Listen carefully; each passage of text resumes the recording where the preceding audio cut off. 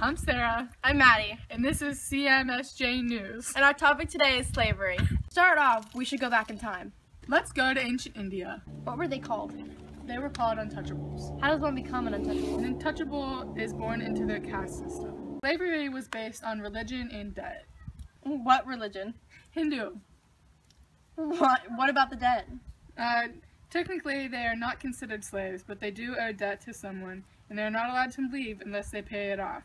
But in most cases, they are never able to pay it off, making it seem as if they are slaves. That seems really hard. What were their lives like? Their lives were pretty miserable. They were responsible for impure jobs, such as grave digging, cleaning streets, and being garbage men. How were untouchables used in the society? Untouchables weren't used by anyone. They were just there. Nobody wanted to touch them or get near them. They even had wooden clappers to warn people that they were coming. They had to wear black clothing, they were not allowed to look at people, and they were not allowed to talk to anybody that was not in their caste. Part about being an untouchable. The worst part about being an untouchable is probably the isolation. Were kids born into the untouchables? Yes, their kids were born into their untouchable caste system, and they were not allowed to go up into the caste and move. Thank you for that background information on slavery. You're welcome.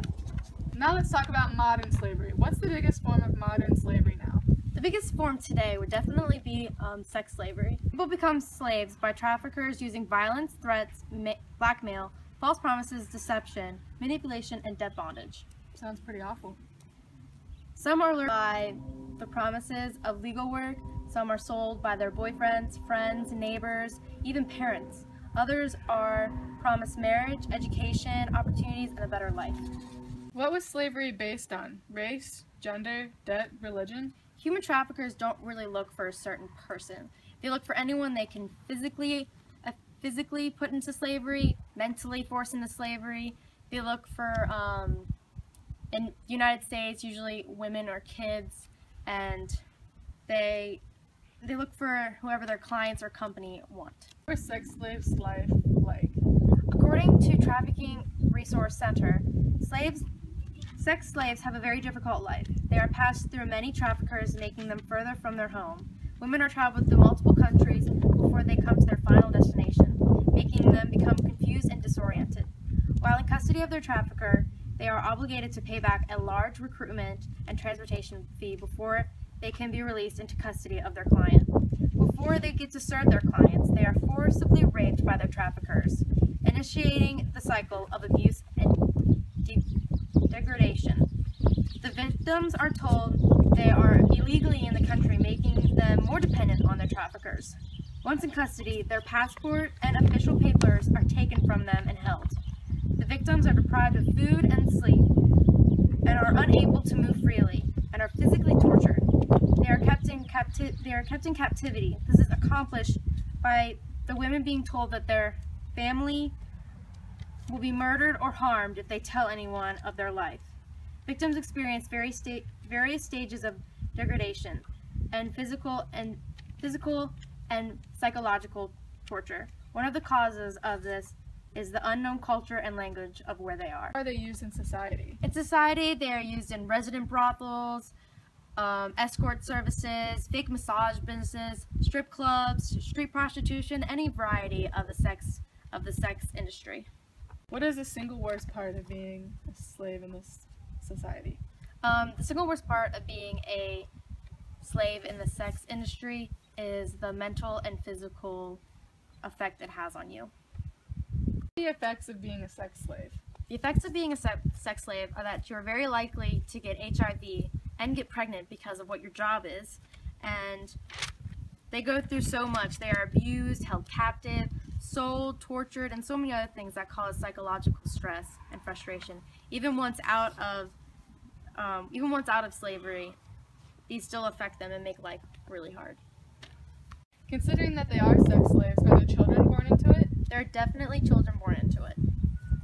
They take precautions to avoid pregnancies? They do, but sometimes those precautions don't work. When they find out a woman is pregnant, she could have a forced abortion, or they could just have the child and keep it in the sex slavery business. We have more information on modern and ancient slavery. Let's compare them. Here's Cassandra and Jesse to help us with that. Thanks, Maddie and Sarah.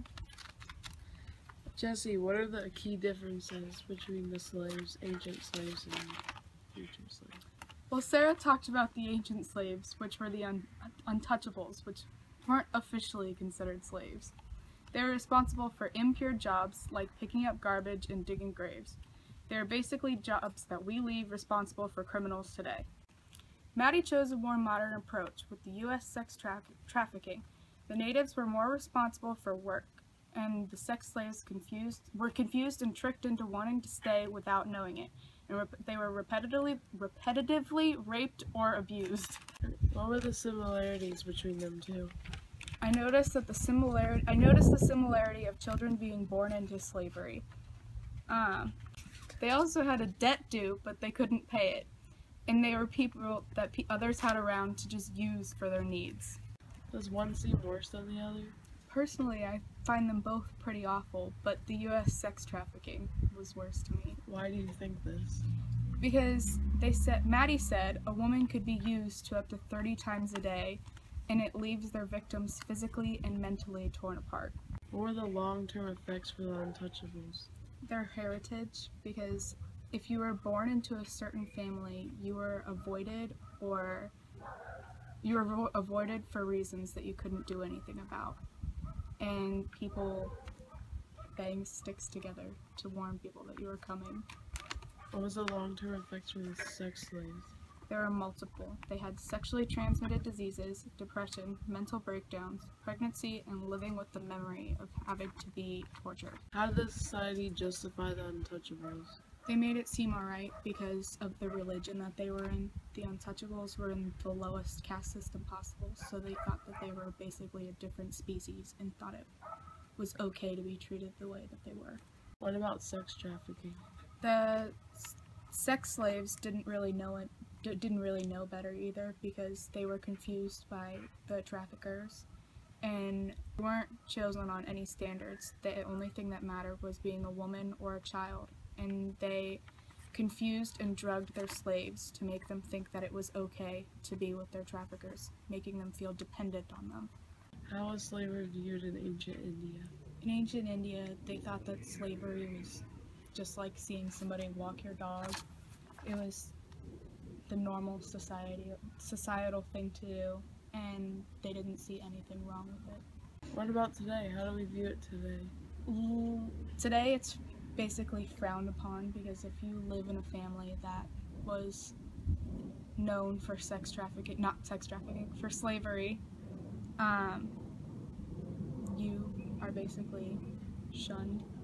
Compared to other societies, America still does slavery, but it's frowned upon, and any slavery that is happening is on the down low, but in other countries it's still seen as something that's normal. Thank you, Jesse, for your insight on the topics. Do you know of any groups that are trying to stop slavery? Yes, there are many out there. Do you know of any in specific? Yes, there's one organization called Free the Slaves. What types of slavery are they working to end? Sex slavery, child slavery, work slavery, or anything else?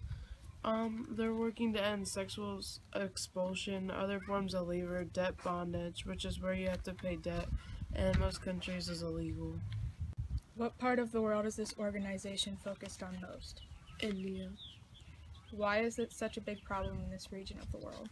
It is such a big problem in India because compared to all the other countries, India has the largest concentration of slavery in all its forms. Where does the demand for this type of slavery come from? The demand for this type of slavery comes from the lack of money and work needed to be done. What is this organization's main plan?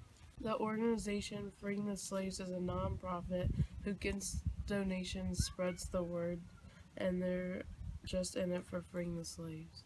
Can you assess what you think of this plan? I think this plan is a very good approach. Does it seem doable for this organization or not? Yes, they have done it before in other countries. They can do it again. Can you explain why?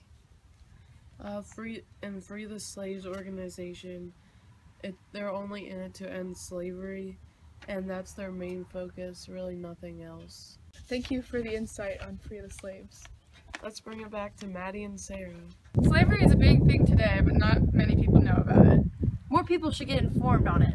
For more information, go to Free the Slaves website or just Google slaves. If you see anything suspicious and think it's involved in sex slavery, call 1-888-373-7888. That's all for today. I hope you go and spread the word about slavery. Thanks for watching CMSJ News.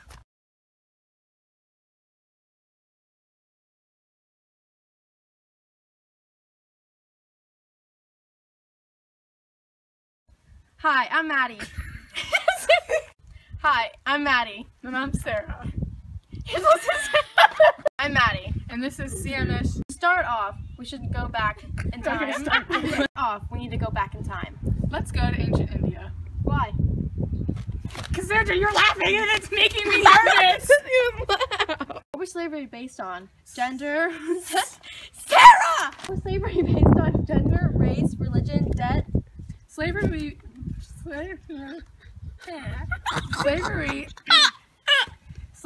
Rolling.